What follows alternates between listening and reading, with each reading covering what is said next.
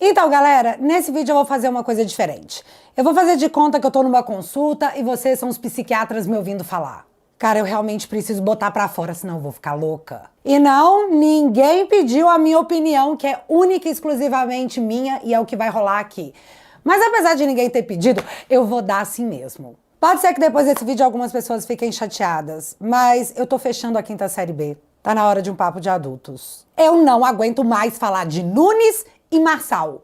Não aguento. Só que antes de eu começar a falar de novo do Marçal e do Nunes, eu quero deixar claro que eu voto em Belo Horizonte. E o meu candidato, o único candidato, é o Bruno Engler, que eu conheço há anos, que frequenta a minha casa, que eu sei, eu não acho que fará a melhor gestão que BH já teve e que essa cidade, a minha cidade, que já errou tantas vezes, merece o direito de se endireitar e de acertar. Portanto, que fique claro, BH é Bruno Engler, por mais que uma mudança, porque nós merecemos essa oportunidade. No Rio? Ah, o Rio! Como que pode haver algum tipo de dúvida no coração das pessoas quando de um lado você tem o Paes, aquele que disse isso aqui? Nós estamos juntos aí, presidente. Tá bom? Obrigado, querido. meu carinho aí, estamos juntos, minha solidariedade, vamos em frente nessa história. Agora, da próxima vez, o senhor me para com essa vida de pobre, com essa alma de pobre, comprando esses barcos de m***, sítiozinho vagabundo, porque sou uma alma de pobre. Todo mundo que fala aqui no Rio, eu falo o seguinte, ó, imagina, se fosse aqui no Rio, esse sítio dele, não é em Petrópolis, não é em Itaipava, é como se fosse em Maricá. É uma merda de lugar, pô. Esse barquinho dele em São Pedro da Aldeia, Araruama, não é em Búzios nem Anjos. É um cafona, que o senhor não perdeu essa sua alma de pobre. Isso que é a maior desgraça que eu estou vendo nesse processo todo. É isso. Mas Tá é exatamente bom, isso. Tá bom, querido? É. Obrigado, Eduardo. Qualquer coisa me liga aí, presidente. Muito obrigado, Forte querido. abraço. Valeu, Tchau, tchau. Do outro lado, você tem o Ramagem, o cara que quer lutar contra bandido, que seu único crime foi apontar o dedo na cara de corrupto, o cara da segurança que o Rio tanto necessita. O cara de caráter, que não tem rabo preso, que tá chegando com vontade de mudar o Rio de Janeiro, que nunca teve tal oportunidade. Não tem que pensar, viu, galera? Em Fortaleza tem o André Fernandes, o jovem com sede de renovação numa das cidades mais politicamente enraizadas do Brasil. Aquele que quer chegar com o pé na porta para a revolução que a cidade espera há anos. E essa hora chegou, e essa hora é agora. E é em Curitiba, cidade onde tudo isso começou na minha vida, que me perdoe o Paulo Eduardo, que eu gosto muito, muito mesmo, mas que infelizmente nessa corrida veio de vice. Curitiba está com a oportunidade de eleger a Cristina Grêmio, aquela jornalista que lutou por tudo que nós acreditamos durante anos na frente dos nossos olhos, com a gente assistindo e admirando não só a sua coragem, mas também a convicção dessa mulher. Curitiba merece, enfim, se endireitar com alguém que a gente sabe que pensa exatamente como a gente. E ela mesma nos convenceu disso, de nunca desistir. E aí nós chegamos em São Paulo. E sabe-se lá como esse tema, devido às proporções midiáticas, tomou conta de todo o debate público nacional. Eu sou extremamente cobrada, de um lado e de outro. E eu entendo isso perfeitamente. Meu maior público está de fato em São Paulo. E essa é a reação das pessoas que me acompanham. Bárbara está fazendo uma campanha ferrenha para o Marçal. Depois não adianta se fazer de desentendida, tá ok? E esse comentário veio porque eu disse que o debate no Flow foi totalmente parcial e que o ranço do apresentador para com o Marçal era visível. Eu só comentei o óbvio, mas aí eu virei pablete. Mas pelo outro lado teve esse aqui. Até você, Bárbara, fazendo campanha velada pro Nunes, logo você que tanto lutou contra a ditadura sanitária. Pedágio alto esse trem. Isso é para ter acesso VIP ao Congresso Conservador dos de direita? E isso foi porque eu critiquei a postura do Marçal em dizer que faltava homens de coragem para governar São Paulo, mas ele se recusou a ir no Paulo Figueiredo para falar do Alexandre. Aí pronto, virei nunista. E atualmente o que eu tenho mais ouvido é: vocês estão dividindo a direita e quem mais se beneficia disso é o Boulos, é o Dilma. Sobre isso eu preciso esclarecer uma coisa. Matéria dessa terça-feira agora. Um partido popular sem os votos do povo. Tudo indica que PT amargará seu pior desempenho nas eleições municipais desde a redemocratização. O partido não mudou, mas o Brasil sim. E quem experimenta a sua gestão, a rejeita. Isso não te convenceu? Beleza. Então ouve aí o blogueiro lulista dizer. O Nordeste está sendo tomado pelo bolsonarismo. Em 8 das 9 capitais nordestinas, candidatos de direita bolsonaristas estão liderando. Apesar disso, se nota a falta de envolvimento direto do presidente Lula e de outras lideranças importantes nas campanhas dessas capitais. Sem uma resposta rápida, eficaz em um esforço coletivo, as chances de reverter esse cenário perigoso diminuem. E olhe, há cerca de 2 décadas o Partido dos Trabalhadores tem sido dominante aqui no Nordeste, o que garantiu vitórias eleitorais para a presidência. Mas neste ano, esse cenário está ameaçado. O PT não lidera em nenhuma das 9 capitais nordestinas e apenas no Recife um candidato apoiado pelo PT lidera. Em Maceió e Aracaju, quem lidera as pesquisas é o PL de Jair Bolsonaro. Cenário semelhante se repete nas demais capitais nordestinas. Então, esse cinturão bolsonarista no Nordeste coloca em risco a resistência de esquerda construída ao longo dos últimos 20 anos na região. O avanço do bolsonarismo mostrou seu efeito em Alagoas na eleição passada, onde Lula obteve um desempenho abaixo da média regional, o que pode voltar a acontecer em mais estados. Com o avanço da direita no Nordeste, o futuro do Brasil está em jogo e o presidente Lula precisa entrar de cabeça na região. O PT voltou para matar a memória afetiva que existia nos brasileiros. E esse é um remédio amargo que todos estamos sendo obrigados a tomar. Mas voltando para a frase que muito se fala nas redes sociais. Ai, vocês estão dividindo a direita. Eu estava conversando com o Luiz e ele me disse que nunca apoiou o Pablo publicamente.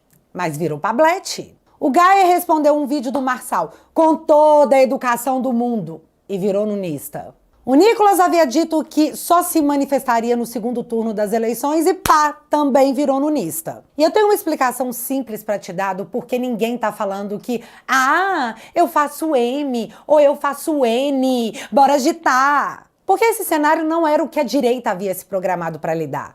A gente tinha se programado de ir com um candidato. E olha, é importante relembrar porque quem disse isso não foi eu. Outubro de 2023. Eu tive conhecimento, né? Apesar do temperamento do Salles ser um pouquinho exaltado de vez em quando, tá? E ainda tenho esperança que ele terá sucesso lá em São Paulo ainda, falando do coração, isso aí. Mas não aconteceu, todo mundo sabe. E na expectativa de quem seria o nome, todos ficamos aguardando quem seria o substituto de Ricardo Salles. O nome do Ricardo Nunes nunca estaria na lista de candidatos que a direita teria feito, em nenhuma posição dela. Mas foi o que aconteceu. E a questão é, por que aconteceu? Essa também tá fácil de explicar. Agosto de 2024, também conhecido como mês passado. Olha, eu queria a prefeitura o Ricardo Salles. E foi numa queda de braço, até o momento que o Valdemar ganhou. Aí tudo bem, eu não entro na campanha, só vou passar por São Paulo usando Congonhas, por ocasião das eleições. Daí me ofereceram a vice. Daí eu indiquei um coronel, o nome dele é Melo Araújo, ex-comandante da Rota, que nos últimos 2 anos do meu governo administrou a Sergesp. Então esse é o nosso vice que está lá, e eu fechei com o Ricardo Nunes. Não é o meu candidato dos sonhos, mas eu tenho um compromisso e vou ajudá-lo onde for possível. Bolsonaro perdeu a disputa para o Valdemar. Valdemar é o presidente do PL, partido do Bolsonaro. E aparentemente existe sim um acordo. Bolsonaro teria que engolir essa derrota ao não indicar seus nomes para as prefeituras. Em troca, os nomes ao Senado em 2026 seriam todos indicados por ele, pelo Bolsonaro. Eu realmente entendo que deve ter sido muito difícil, mas eu também entendo que o Bolsonaro estava olhando lá na frente aquele que pode ser o fiel da balança para a democracia brasileira ser reestabelecida. A maioria no Senado Federal. E vocês já vão entender a urgência disso? Com direito a vídeo. E eu sei que para muitos essa questão de ter maioria no Senado é tipo história do boto cor-de-rosa, só que nunca foi tão real. Alcolumbre alerta para risco de impeachment de ministros do STF a partir de 2027, dizem fontes. Nas contas do senador, bolsonaristas poderiam chegar a 54 vagas no Senado nas próximas eleições. E olha só o desespero da Daniela Lima com essa possível realidade. A ideia, Valdo, em alguns estados é fazer os dois. Fazer os dois. É fazer os dois, entendeu? Então você ficasse com 2 representantes de um mesmo campo político dentro do Congresso Nacional, diminuindo, claro, a diversidade e dando um poder de bala. Gente, você ter 54 senadores de um campo político só, dentro, assim, seria um feito inédito e praticamente, você hiperboliza um poder de uma forma, né? Você cria quase que um segundo presidente, talvez. A política é feita de se escolher as prioridades. Goste você ou não, Bolsonaro teve que priorizar essa maioria. Até porque existe um ponto que não pode e não deve ser esquecido. Não sejamos juninhos. Desde o início do ano, Alexandre de Moraes proibiu que Bolsonaro e Valdemar mantivessem contato, proibiram os caras de conversar. Em ano eleitoral, o presidente do partido não pode conversar com o dono dos votos. Vocês acham que essa confusão e desgaste foi super ao acaso? Sério? Vendo que iria ter que apoiar o Nunes devido a esse acordo, ele indicou o nome do Coronel Melo, que é unânime. Toda a base bolsonarista gosta. Foi uma espécie de contenção de danos e um trunfo, já que todos sabiam que a campanha do Nunes não iria tirar o eleitor de casa para uma campanha apaixonada. E bem no meio do não chove, não molha da campanha do Nunes, chega o fator que nenhum deles estava esperando. O fator Pablo Marçal. E eu sei, tem muita gente metida a especialista, lugar que eu nunca me coloquei. Até porque tudo que eu sabia do Pablo Marçal era que ele era um coach, líder de venda de curso. Marçal chegou dizendo que, já que não teríamos Salles, ele entraria para a briga para bagunçar a coisa toda. E foi exatamente o que ele fez. Todos os candidatos foram desestabilizados. Os favoritos ficaram ameaçados pelo discurso que nem precisa ser real, só precisa convencer. Nos últimos anos, nós assistimos a mídia nos tratar como idiotas. Vimos com os nossos olhos a maior perseguição política já sofrida por um presidente. O consórcio odiava o Bolsonaro. E a mídia é o quarto poder, sim. O que ela repercute vira assunto, vira debate, vira discussão. O que ela ignora é como se não tivesse existido. Um exemplo claro é o que fizeram com Bolsonaro na questão da Amazônia e queimadas Brasil afora. O escândalo que a mídia fez foi tão dimensionado que tivemos Macron, Leonardo DiCaprio, Gisele Bündchen e até o Huck em campanha massiva, com direito ao STF exigir respostas e providências em tempo determinado. Hoje assistimos a maior onda de queimadas das últimas décadas. Mas como o governo é do Lula, a mídia aplaude a Marina dizer que a culpa disso tudo é do povo, dos senadores e das mudanças climáticas. Os artistas da Rouanet estão calados. E, bicho, isso é nojento. Então que fique claro, nós, povo que não votamos na esquerda, temos horror à mídia tradicional. E é aí que se destaca Pablo Marçal, fazendo aquilo que deixa o seu coração quentinho, com um sentimento de vingança no peito. Jornalistas sendo humilhados. Quem é que não gosta de ver aqueles cortes onde ele diz: você tá mentindo, você não sabe do que você tá falando, você é militante, você tá errado. E tudo isso vira acompanhado de uma retórica impecável. É difícil debater com ele, e isso é fato. Com propostas inovadoras, com promessas mega audaciosas, o que menos importa é se elas de fato conseguirão ser cumpridas. A galera quer ver ele batendo em jornalista, e isso ele faz. Muito. Hoje temos 3 frentes na sociedade: os eleitores de esquerda, os antipetistas e a nova emoção desbloqueada, os antimídia. Entre o Nunes, aquele cara sem graça, mas que muita gente se lembra com mágoa pelo período da pandemia, e o Marçal, o cara que chega com o dedo na cara a ponto de você ignorar todas as outras coisas que envolvem o nome dele, bom, tá aí o que aconteceu com a direita. Política virou paixão nacional. E se a paixão não é despertada, você se apaga. E há anos a gente assiste o jogo político sem nunca participar, porque eles nos deram a manete desligada, sabe? Mas não mais. E foi entendendo esse jogo e todo o potencial que a direita no Brasil tem que alguns parlamentares resolveram descer pro parquinho. Estava aberta a campanha, não vote no PSD. Mas eu preciso desenhar isso direito para você entender. Em vários momentos da minha vida, eu ouvi que o PSD do Kassab governa São Paulo.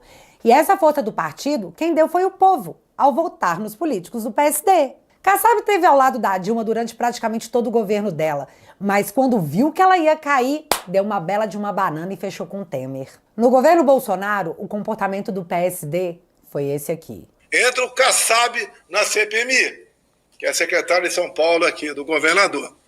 O Kassab determinou que todos os seus deputados e senadores votassem contra Jair Bolsonaro, favorável ao relatório, para me indiciar na CPMI, para que ele mantivesse 3 ministérios no governo Lula. Então o Kassab determinou para que seus deputados e senadores do PSD votassem pelo indiciamento de Jair Bolsonaro, independente de provas. Eu não fui convidado nem convocado para a CPMI, senão ele perderia 3 ministérios. Esse é o perfil, né? O Kassab bem representa o caráter do velho político brasileiro. E essas pessoas presas, 17 anos, e também esse que morreu, o Quezão, senhor Kassab, só tem responsabilidade nisso. Porque se o teu partido tivesse feito um trabalho isento na CPMI, a exemplo do procurador agora, que desmonta a CPMI, com toda certeza não teremos a barbaridade toda lá.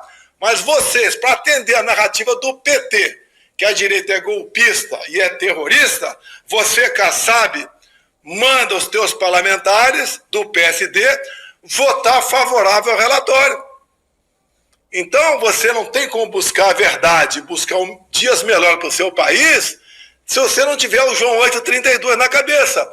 E conhecer a verdade vos libertará. E sim, hoje o PSD tem 3 ministérios do governo Lula: o Ministério da Agricultura, Ministério da Pesca e Minas e Energia. E então chegamos no atual momento da política brasileira.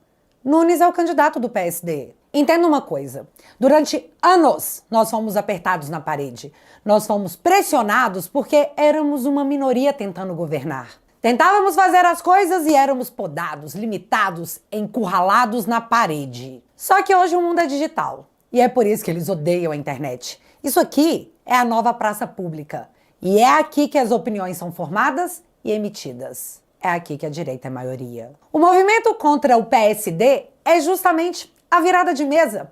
Os que sempre foram encurralados na parede, agora apertam esses caras contra ela. E não tem ameaça, não tem dinheiro envolvido, tem o povo. Se a situação que nós chegamos hoje, por forças maiores a que nós queríamos, era ter que apoiar o Nunes, beleza, a gente apoia.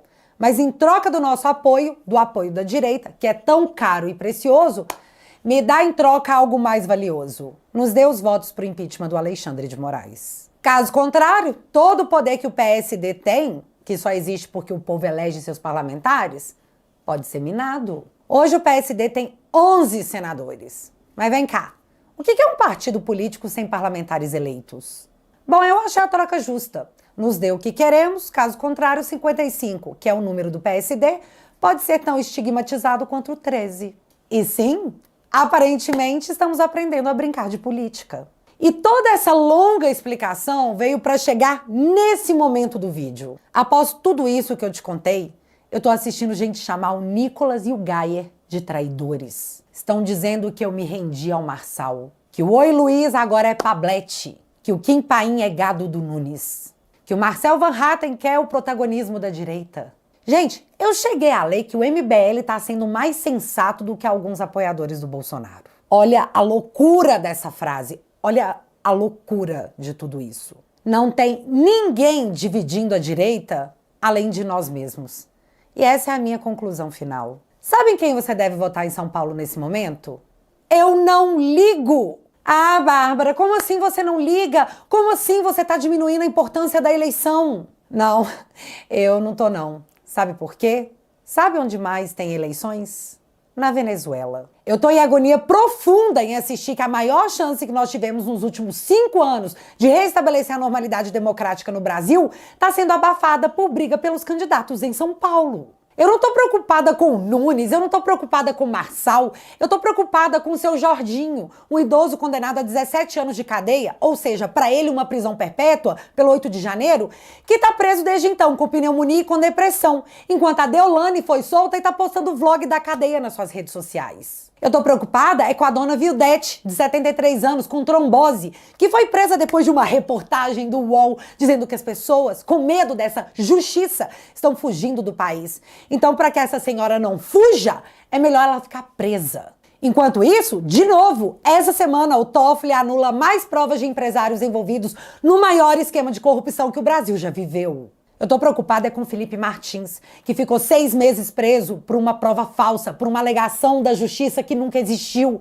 E mesmo que todos saibam disso, o cara tá de tornozeleira e proibido de usar as redes sociais. Eu tô preocupada com o fato de, mesmo as contas da Starlink e do Twitter terem sido bloqueadas para que o dinheiro das multas do Alexandre fossem retirados, numa coisa nunca antes vista no Brasil, mesmo o Twitter nomeando o representante legal, mesmo o Twitter bloqueando as contas determinadas pelo ministro Alexandre, a plataforma não volta, porque o ministro tá vendo má fé na nomeação da representante, o que vai atrasar a volta da plataforma ao Brasil. Eu tô preocupada com centenas de brasileiros colocados em inquéritos secretos onde, segundo o Estadão, podem ser punidos por leis tiradas da cabeça do Alexandre. Eu tô preocupada com a lista feita pela Polícia Federal, entregue à Suprema Corte, com nomes de brasileiros que podem ser multados por terem usado o Twitter, sendo que o critério vai ficar a cargo do próprio ministro Alexandre. Eu tô preocupada que o Daniel Silveira já pagou as multas, já tem tempo previsto em lei para progressão de regime, tem laudo favorável à soltura e, mesmo assim, continua preso. Eu tô preocupada com o fato de que 61% dos brasileiros têm medo da censura nas redes sociais. Eu tô preocupada com a Suprema Corte contrariando a si mesma e impedindo que o sistema de distribuição de processos da Corte seja auditado. Eu tô preocupada com os filhos da Débora. Crianças que estão crescendo sem a mãe, presa há 1 ano e 8 meses, porque escreveu "Perdeu o Mané" de batom numa estátua da Suprema Corte. E eu poderia ficar até amanhã citando quais são as minhas preocupações com o Brasil e ainda assim não chegaria nas eleições de São Paulo. Barroso, presidente da Suprema Corte, é o autor da frase "Perdeu o Mané, não amola". E em vez da gente amolar esses caras, já que nunca antes na história desse país nós tivemos 36 assinaturas para o impeachment de um ministro da Suprema Corte, a gente resolve ficar aqui, brigando por causa de políticos em São Paulo, em vez de nos unirmos na maior de todas as pautas: a democracia brasileira. A verdadeira, tá? Não aquela usada nos discursos de censura. E erra muito quem diz que o PT, o Lula ou o Boulos estão amando tudo isso. Eu acho que quem tá amando é o próprio ministro Alexandre. Essa semana, o senador Irajá, filho da Cátia Abreu, se pronunciou sobre a pressão que o PSD tá tomando. E sobre isso eu preciso destacar 3 pontos. Não há sequer uma votação que esteja acontecendo no plenário do Senado Federal que trate de impeachment de ministro do Supremo Tribunal Federal, qualquer que seja ele. Não tem mesmo uma votação aberta porque o Pacheco, do PSD, tá sentado em cima da análise do pedido. Então que argumento Dória, visto que quem pode abrir essa votação é o cara do seu próprio partido? Além disso, você resolveu atacar a honra e a história de líderes nacionais importantes do PSD. Talvez você não tenha aprendido valores como respeito às pessoas mais velhas e mais experientes. Respeitar os caciques partidários, tipo o Paulinho da Força, o Kassab, a Gleisi Hoffmann. Ah, senador filho da Cátia Abreu, me poupe, se poupe, nos poupe. Olha, deputado Nicolas Ferreira, se eu fosse você, eu faria uma grande reflexão. Porque depois de tantas atrapalhadas, quem poderá ser boicotado no Brasil não será eu e não será os membros do PSD, será você. Essa foi maravilhosa, porque a nossa resposta foi promover um boicote aos candidatos apoiados pelo próprio Irajá. E até a Polícia Federal, o Ministério Público e o Flávio Dino estavam sendo marcados na minha postagem de boicote. Porque é isso que o Brasil se tornou. Um ambiente de perseguição política para dissidentes das ideias do Estado. Então, gente, chega! A eleição de São Paulo não é o maior problema do Brasil e não pode ser o fator de separação no maior momento que nós vivemos. Dia 29 tem manifestação às 10 horas na Praça da Liberdade, Belo Horizonte, Casa do Pacheco. Em vez de estarmos brigando uns com os outros, deveríamos estar cobrando a presença dos senadores, que a cada eleição pedem nossos votos e depois desaparecem. Né, Romário? O poder de um partido político vem dos votos que ele recebe. Se você parar de votar nele, ele desaparece. Nada é mais importante hoje do que restabelecer o Estado de Direito brasileiro. E se você quer brigar com um coleguinha por eleições municipais, você me inclua fora dessa. Ah, mas fulano quer ser o próximo Bolsonaro. Esquece! Bolsonaro é único. Ele tem o que nenhum desses políticos mostrou por completo até hoje: caráter. Bolsonaro é processado por importunar a baleia, por cartão de picadinha, por presente que ele recebeu, por tentativa de golpe que nunca existiu. reviraram a vida do cara por mais de uma década e nunca conseguiram chamá-lo de corrupto. Ah, mas porque se não apoiarmos fulano, nós vamos enfraquecer o Bolsonaro. Esquece de novo, Bolsonaro é a pedra no sapato de todo o sistema. Por isso é tão violentamente perseguido. Calado pelas mais altas instâncias da justiça desse país, que teve os direitos cassados por se reunir com embaixadores, após ministro da Suprema Corte fazer a mesma coisa. Que motivo bom, né? Eu assisti o fim do bolsonarismo várias vezes, com Aras, com Nunes, com Moro, e no final das contas, o cara tá de pé, de novo, porque ele é único. Então eu só peço, por favor, não esquece de tudo o que aconteceu nos últimos anos, não se esquece de como chegamos até aqui, não se esquece que a liberdade é a primeira coisa que os ditadores tiram de nós. O resto vem em cascata. Nós deveríamos estar juntos nessa prioridade. E é o que eu espero que aconteça a partir de agora. Dito tudo isso, finalizo esse vídeo perguntando para você: o que é mais importante? Use a sua resposta para lutar por isso. Considere apoiar o canal que sofre a perseguição democrática pelo simples fato de eu ser uma dissidente ideológica do Estado. Assinando o teatualizei.app por R$10 por mês, você financia o meu trabalho e, em troca, recebe conteúdos exclusivos com cultura pop, com geopolítica, com documentários e vídeos exclusivos aqui do sofá. Vou deixar o link fixado aqui no primeiro comentário e, desde já, muito obrigada, em meu nome e dos meus advogados, que essa semana receberam o processo movido contra mim porque eu disse que o Lula apoia ditaduras. Pois é. E é isso, galera. Nos vemos domingo às 10 da manhã na Praça da Liberdade. E nada é mais simbólico que isso, já que o que está em jogo é, de fato, a nossa liberdade. Nos vemos lá. Fui.